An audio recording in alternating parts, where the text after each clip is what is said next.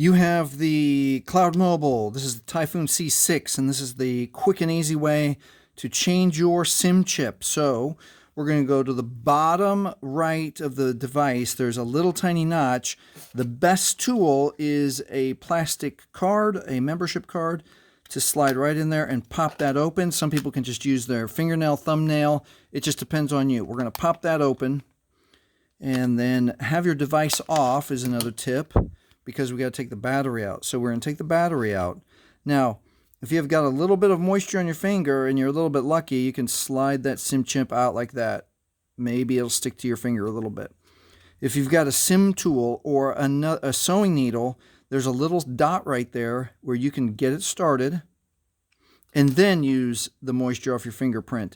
And then lastly, if you can't get it started, and you can use the point very carefully to push into the plastic to help slide that SIM chip to get that out and get it out all the way. And if you're changing carriers and you need to put the SIM chip back in, make sure you got the orientation right. Notch is in the top left. You want that notch to line up that way. If you see metal, you're wrong. Put it this way, and it's just nice and easy. Slides into the SIM chip slot, and you're done.